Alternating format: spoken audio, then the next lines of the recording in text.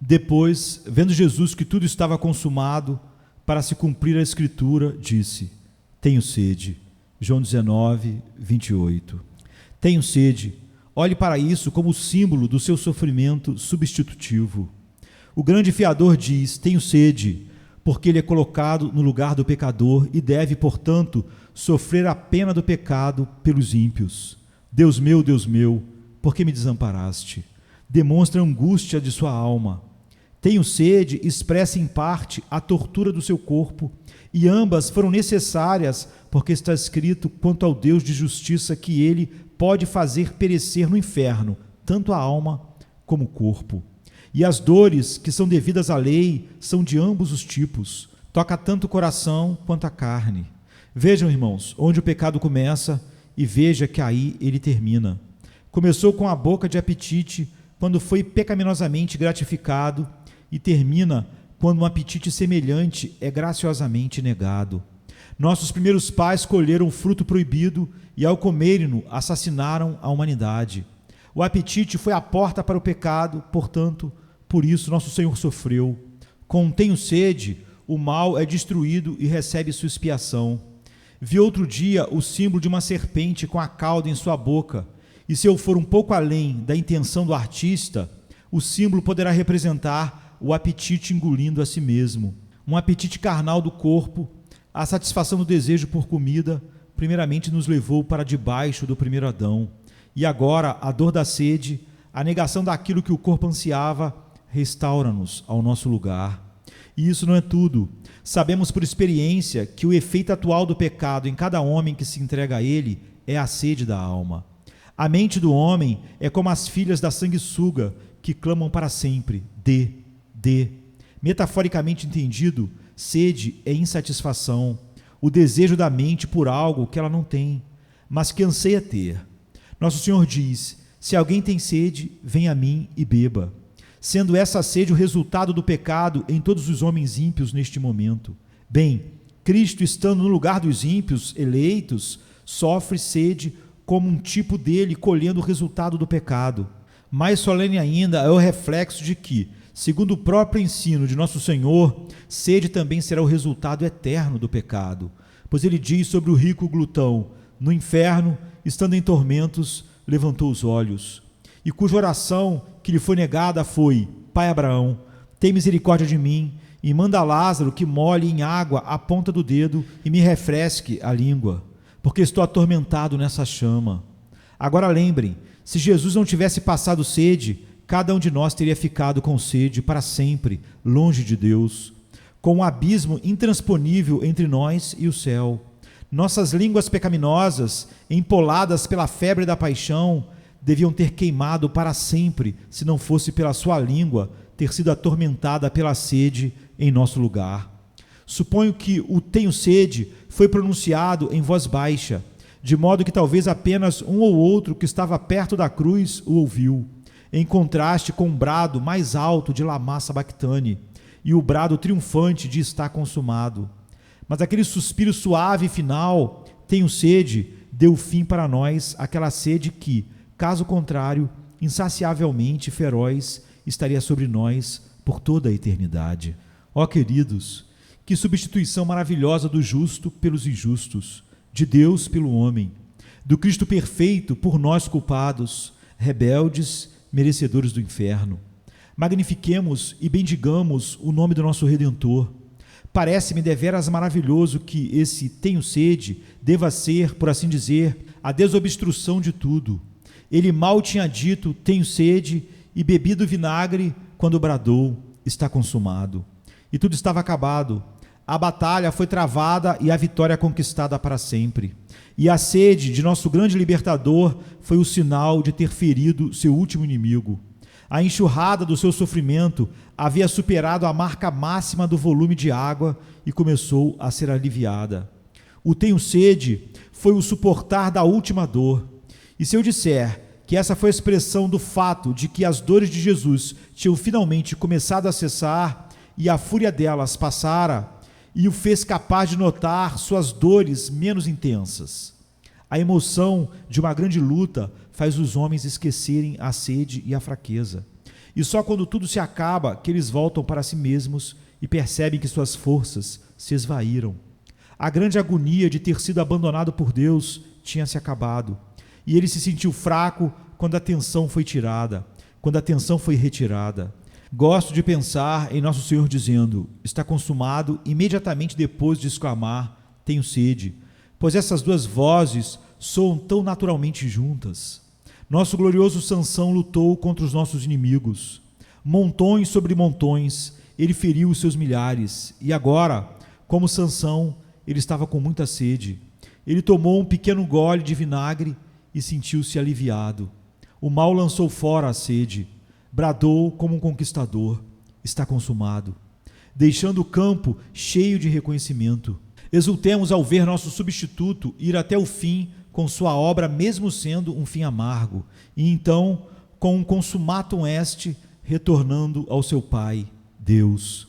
Ó almas sobrecarregadas com o pecado, descansem aqui, ao fazê-lo, vivam. A declaração tenho sede causou um tipo de tratamento do homem ao seu Senhor.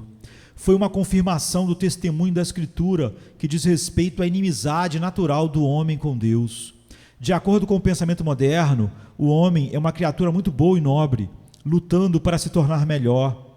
Ele é digno de ser elogiado e admirado, pois seu pecado é dito ser uma busca por Deus e sua superstição é uma luta em busca da luz.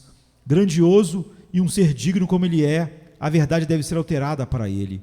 O evangelho deve ser moldado de acordo com o tom de suas diversas gerações, e todos os arranjos do universo devem se render subservientes a seus interesses. A justiça deve sair de cena para que não seja severa a um ser tão merecedor. Quanto à punição, não deve ser sussurrada aos seus ouvidos educados. Na verdade, a tendência é exaltar o homem acima de Deus e dar-lhe o lugar mais alto. Mas essa não é a verdadeira ideia sobre o homem, segundo as Escrituras. Lá, o homem é uma criatura caída com uma mente carnal que não pode ser reconciliado com Deus. Pior do que uma criatura bruta, tornando mal para o bem e tratando seu Deus com ingratidão vil. Infelizmente, o homem é o escravo e o joguete de Satanás e um traidor perverso ao seu Deus. As profecias não dizem que o homem daria ao seu Deus encarnado fel para comer e vinagre para beber? Está acabado. Ele veio para salvar e o homem lhe negou hospitalidade. No começo não havia lugar para ele na pousada e no final não havia um copo de água fresca para ele beber. Mas quando ele teve sede, deram-lhe vinagre para beber. Esse é o tratamento do homem ao seu Salvador. A humanidade universal, deixada por si só, rejeita, crucifica e zomba do Cristo de Deus. Essa também foi uma ação do homem em seu melhor ao ser movido pela compaixão, pois parece claro que aquele que levantou a esponja molhada para os lábios do Redentor o fez por piedade. Creio que aquele soldado romano teve boa intenção, boa pelo menos aos olhos de um guerreiro rude com pouco esclarecimento e sabedoria. Correr e encher uma esponja com vinagre era a melhor maneira que ele sabia para colocar algumas gotas de umidade nos lábios de alguém que estava sofrendo tanto.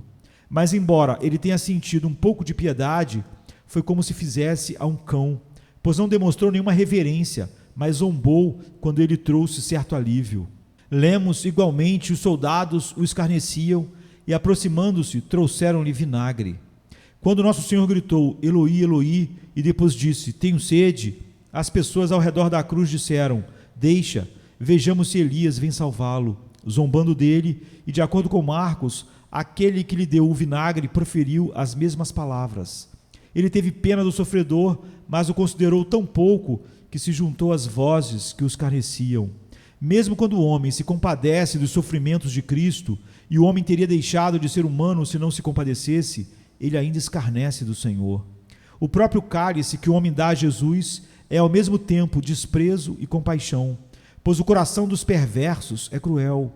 Veja como o homem, por melhor que haja, mistura admiração pela pessoa do Salvador com desprezo às suas declarações, escrevendo livros para colocá-lo como exemplo e ao mesmo tempo rejeitando a sua divindade, admitindo que ele tinha sido um homem maravilhoso, mas negando sua missão mais sagrada, ser a propiciação da ira de Deus. exaltando o seu ensinamento ético e em seguida pisando em seu sangue, dando-lhe assim de beber, mas essa bebida é vinagre. Ó meu ouvinte, cuidado ao louvar a Jesus e negar seu sacrifício expiatório. Cuidado ao prestar-lhe honra e desonrar seu nome ao mesmo tempo, negando que o homem nada é e que apenas as doutrinas da graça podem ser esperança para um ser caído e vil. Infelizmente, meus irmãos, não posso dizer muito sobre o grau de crueldade do homem para com nosso Senhor, sem falar de mim mesmo e de você. Não temos nós lhe dado vinagre para beber muitas vezes? Será que não fizemos isso anos atrás, antes de o conhecermos? Costumávamos nos derreter quando ouvíamos sobre seus sofrimentos, mas não nos convertemos dos nossos pecados. Dávamos a ele nossas lágrimas e depois o ofendíamos com os nossos pecados. Pensávamos às vezes que o amávamos quando ouvíamos a história de sua morte, mas não mudávamos nossas vidas por amor a ele, nem colocávamos nossa confiança nele e por isso lhe dávamos vinagre para beber.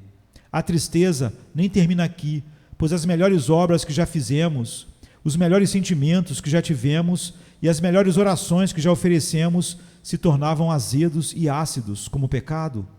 Eles podem ser comparados ao vinho generoso? Não são eles mais como vinagre azedo? Pergunto-me se ele já os recebeu como alguém que se maravilha porque ele recebeu esse vinagre. E, entretanto, ele os recebeu e sorriu para nós por apresentá-los. Ele sabia como transformar água em vinho e em amor incomparável. Ele tem muitas vezes transformado nossas ofertas de bebidas ácidas em algo doce para si mesmo, e embora por si próprias, penso eu, sejam o suco de uvas verdes azedas o suficiente para irritá-lo. Podemos, portanto, vir diante dele com todo o restante da nossa humanidade, quando Deus subjugá-los ao arrependimento pelo seu amor, e olharmos para aquele que trespassamos e choramos por ele como quem está em amargura por seu primogênito. Podemos muito bem nos lembrar de nossas faltas neste dia, como diz o hino: nós, cuja propensão para esquecer teu querido amor, no Monte das Oliveiras banhamos tua testa com suor de sangue. Nós, cujos pecados, com terrível poder, como uma nuvem que o tornou mais inferior, nessa hora sem Deus. Nós, que ainda, em pensamento e ação, muitas vezes sustentamos a vara amarga para ti no teu tempo de necessidade.